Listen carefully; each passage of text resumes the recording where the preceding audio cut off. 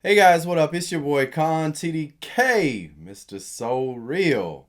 And in today's video, by popular demand, it is the state of the game. So a lot of you guys were asking me to do the state of the game, and it was over an hour long for the week, and it was quite painful to edit.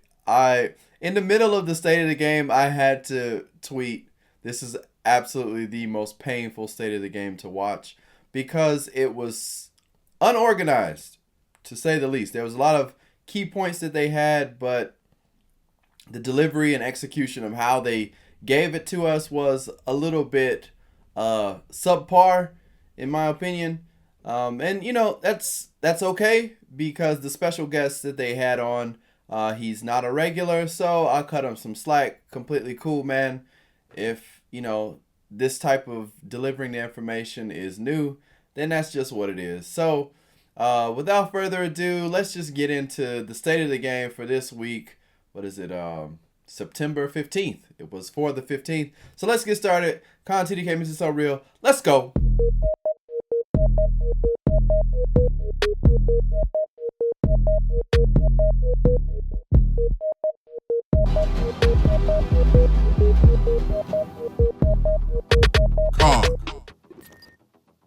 Welcome, agents, to State of the Game for September 15th. I like the intro. Welcome, agents. I know, right? It's like I'm professional or something. It's so official now. Welcome, agents. All right, guys. So as I said in the beginning, the first intro, there is someone new. His name is Drew. He is part of the development team. I'm guessing he's pretty high up. He doesn't really show his face around. I don't really know the dynamics, but it was very obvious that it was not his normal gig to be in front of the camera or doing this kind of recording stuff. So it took a while to get to some of the juicy information and to get out some of the things that we wanted to know. So before we even come close to getting to the stuff that we wanted to know, let's find out who Drew is and some of the things that he has to offer to this week's State of the Game. Drew, our senior game designer, one of our senior game designers, is going to be taking us through a bunch of cool stuff. And apparently, we disappeared. Black. No, we're back. We're back. Don't worry about it. Oh my God. We're here. Okay. No, it's fine. We're good. Don't worry about it, people. We're okay.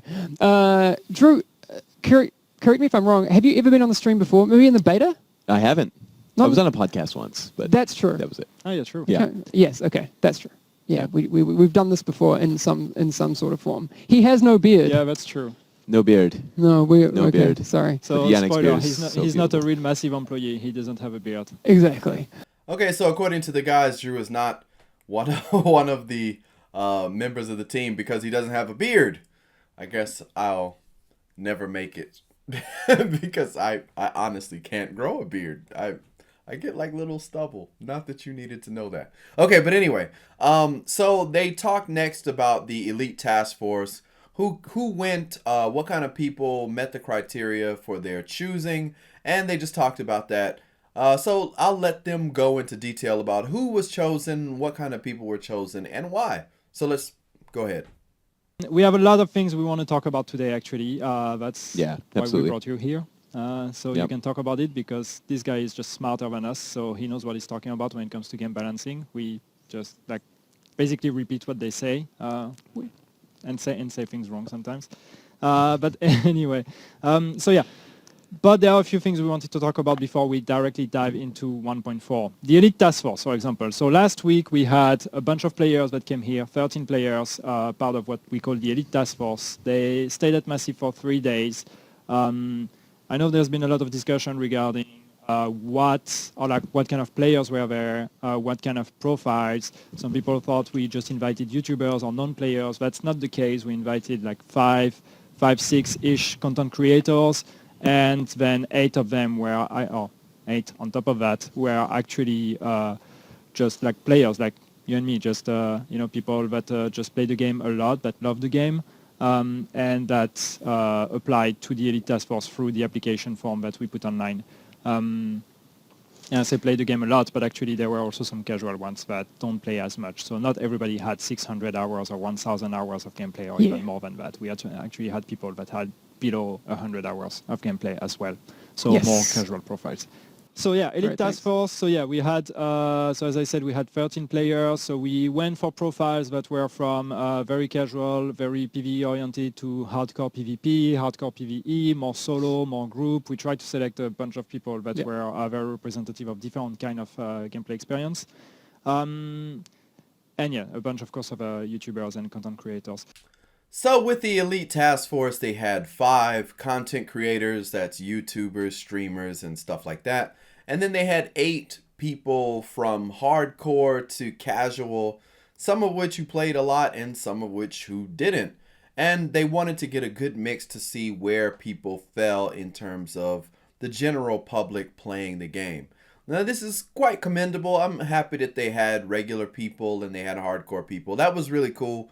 And I hope that having such a diverse cast of people really improves the way that the game goes. Now, in this state of the game, they are going to be talking about the changes that they made and why. But, you know, let's let them build up to it and then get right into it.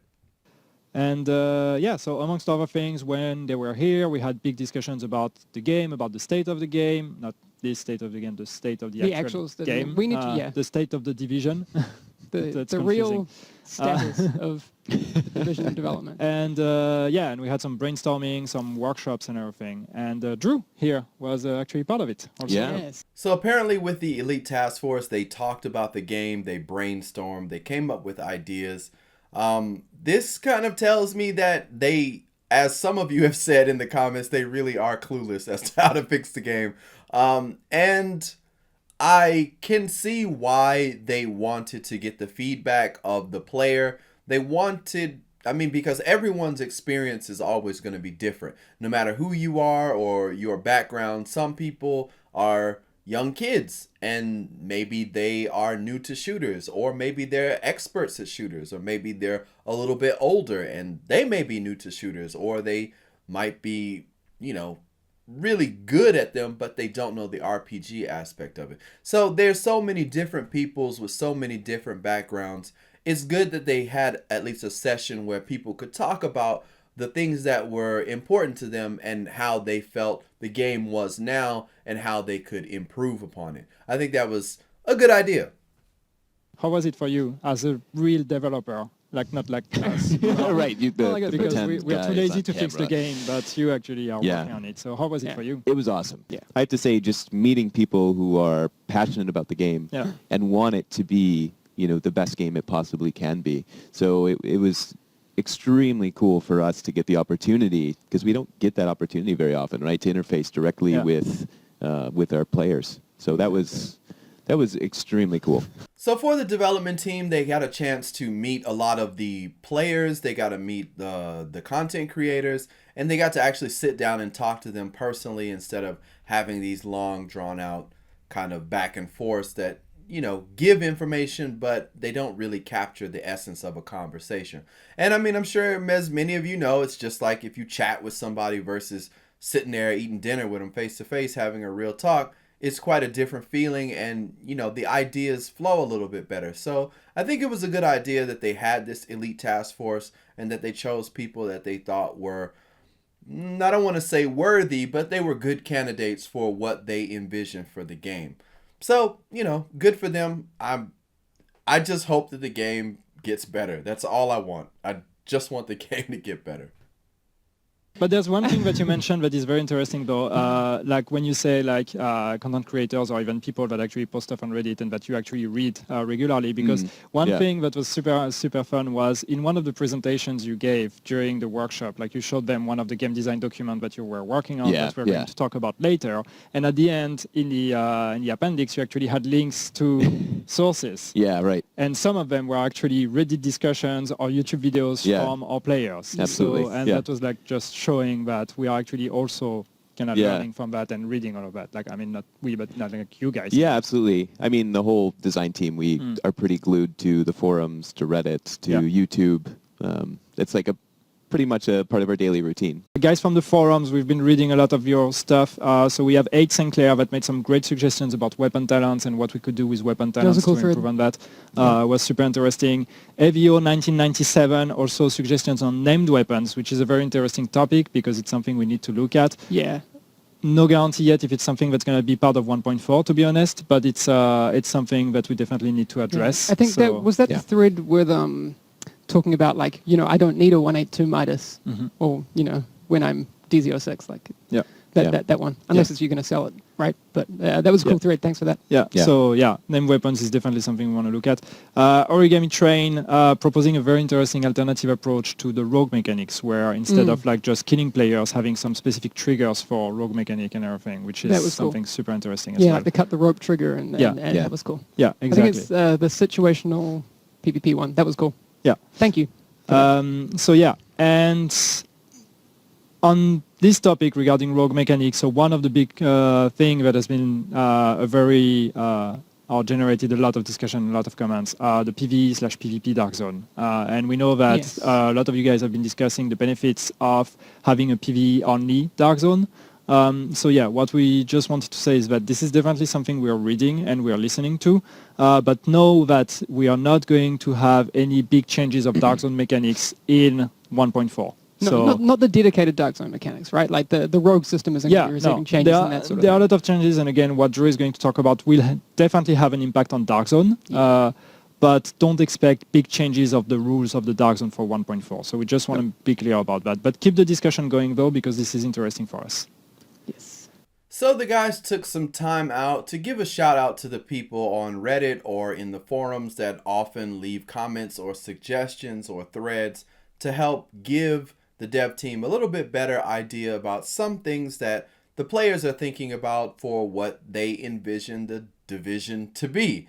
It's good that they gave a shout out to some of the people who are writing more. It's always a thing when you hear about YouTubers. I mean, I'm a YouTuber as well, and I try to make content, whether they shout me out or not. Really, it matters, but it's not something that I'm going to cry about. But if the people who are making really good suggestions on forums or on Reddit are really trying their best, it is good to get some recognition so that they feel good about what they do and they can continue to do it. So if you have some good ideas and maybe you don't have the video equipment or whatever, or you don't know how to edit and you don't know how to make videos for YouTube, you can always go to Reddit, you can always go to the forums and chime in there. That's always a good way that you can get your ideas out there so that people, whether it be the devs or not, know what's going on and what ideas you might have, and they may give you some suggestions to help improve the ideas that you have.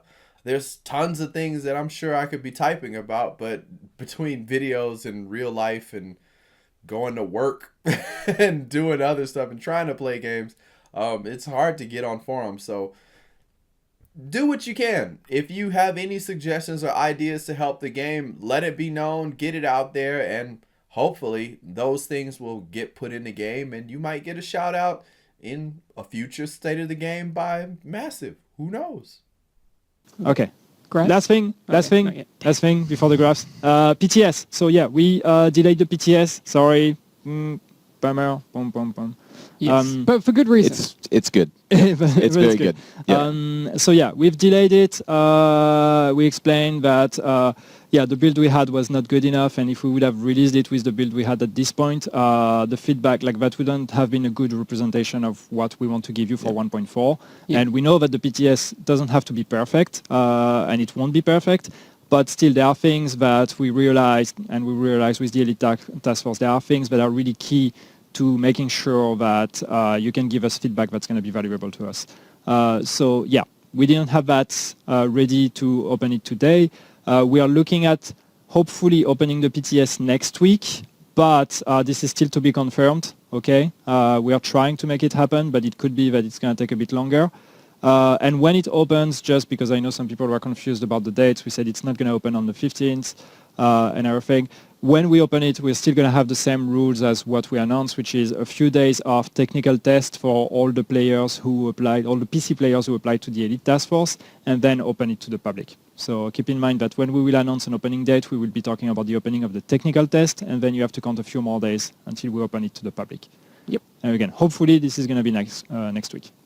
So the PTS was delayed, and it was delayed because as they said, it wasn't good enough. There were some things, I guess, features that maybe they were missing for people to give information or feedback to them that wasn't really in the PTS, so they decided to wait until they had those features available.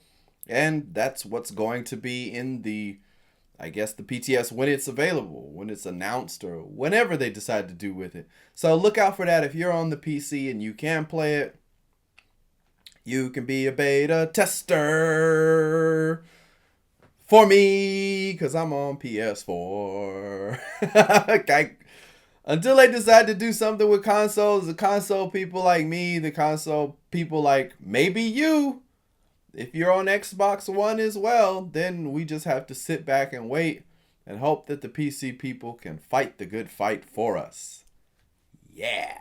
Okay, 1.4 stuff. So, Drew, Very soon. you've been working on some of these 1.4 things. I have. Yeah. Yes. Okay. What's been the focus for you? Yeah. For you. So a big thing that we've been focusing on has been time to kill. Yes. And also time to be killed. Yes. Right? Because we know that's not where it needs to be in endgame. Yeah. Right. But you get killed super quick, even if you have good gear. And, oh, yeah. Absolutely. Yeah. Absolutely. Yeah. Okay, now generally I would move on to the next section and let them talk, but I did have to make this disclaimer. Drew, who I do not know, this is the first time I have seen him. He seems like a decent dude, but he, as I've said like twice already, he is not a commentator. He gets a little bit distracted and he has all this information that he wants to give, and he gets a little long-winded and he goes all over the place. And that's fine. Totally, dude, that is fine. But I had to edit that shit out. So, if you watch the actual state of the game, you know that it was long, and even Yannick said something towards the end about it being a little bit here and there and not very clear. I tried my best to make this as clear, concise, and the points all relevant to what they were talking about, because oftentimes they would talk about one point, start talking about something else, and then go back to that point and then jump onto something new. So I tried to edit and put all of this stuff together. So you are going to see blocks of things that kind of get put together.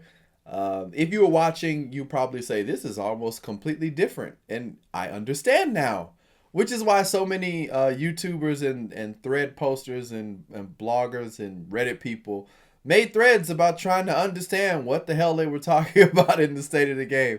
So if you did not see it, you are in for a treat. Less confusion.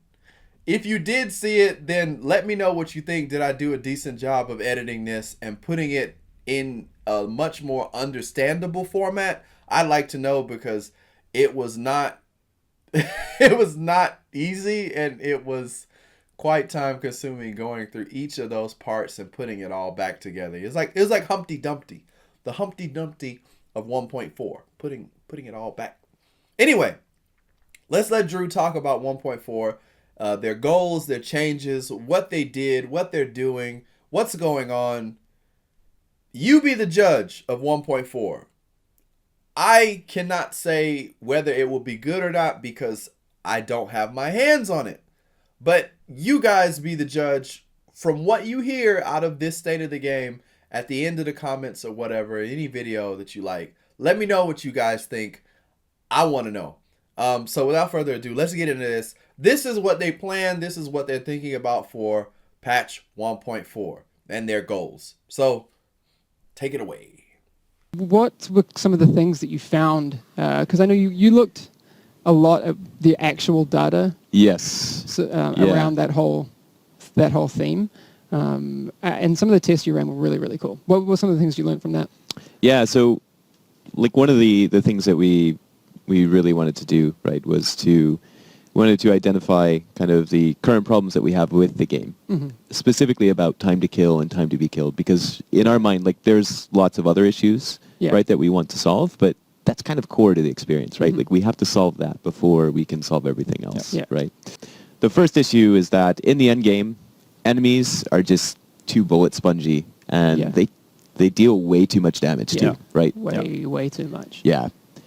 And then we also know that for the vast majority of players, like, their build doesn't matter that much unless they have a completely optimized build. Yeah. So there's like a few builds that you can have in our game today that are like almost like necessary to play the game at endgame, right? If you don't have those builds, like, you're not having a great time. Yeah. There's probably a bunch of people in chat that say it's not too difficult. Yeah, but these are the people who are super optimized. Exactly. Right? Is that what you're saying? Exactly. So our really hardcore players don't really have so many problems with that, right? Yeah. The people who are reading Reddit and studying and like know the optimal builds, they really don't have too much problems with the difficulty. But what we find is the vast majority of players, though, actually do. There's extremely limited choice for building like an effective build because there really are only a couple optimal paths, and that's not super cool, right, for an RPG. We're an RPG shooter or a shooter RPG, and like, you want to be able to create different builds, experiment, and have them all be viable, but right now there's only a couple that are. Exactly. So as most of you know, the time to kill and the bullet sponginess of the bosses is a problem. Check. We know that. We've known that. Builds don't really matter. You can be whoever you want to be and you still get jacked up.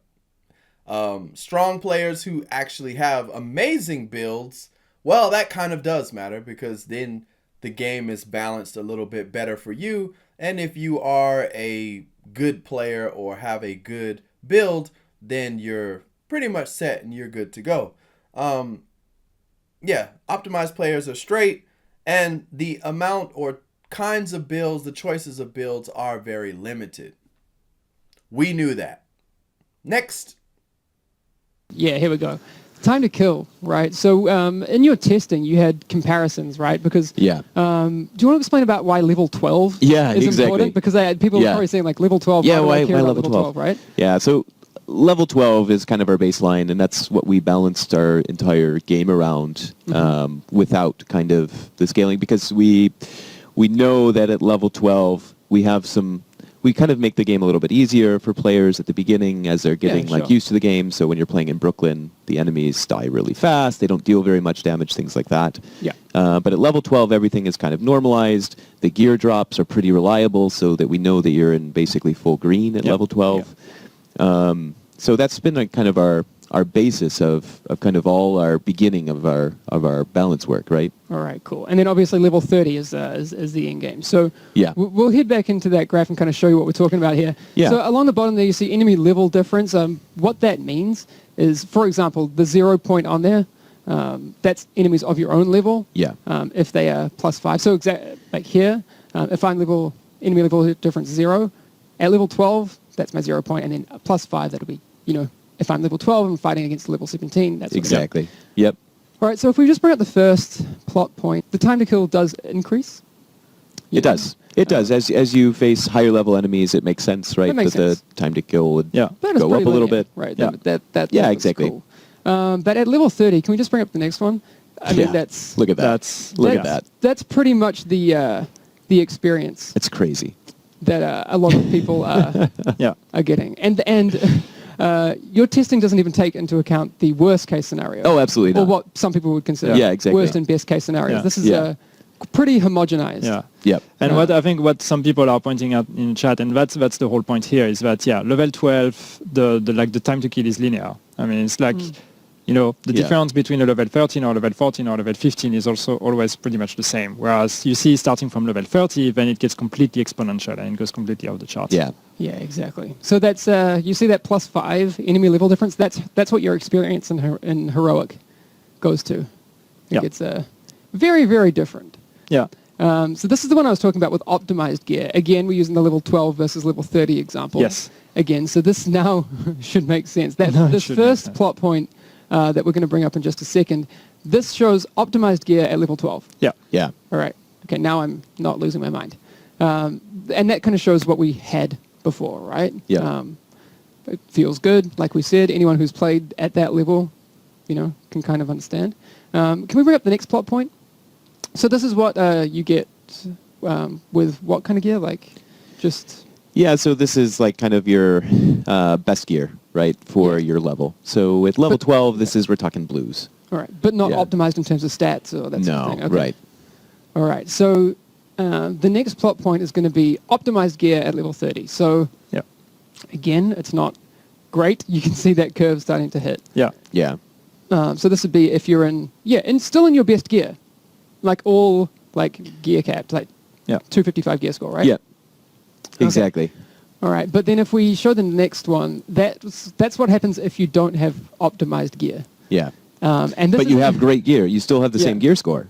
Yeah, exactly. Yeah. Exactly. So there's that huge variance. I think what's important there is to look at the gaps between optimized and best gear for each of those two levels, right? You can see that the gap between the 2 points at level 12 and the 2 points at level 30 are they open right up. Yep. And again, they are actually in reality much bigger. Much bigger, right? Absolutely. Yeah. Absolutely.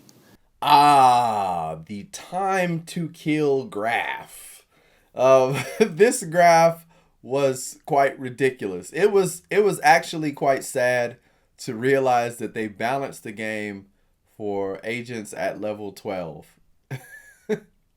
There's like another 18 levels that you have to worry about. But they balanced it at 12.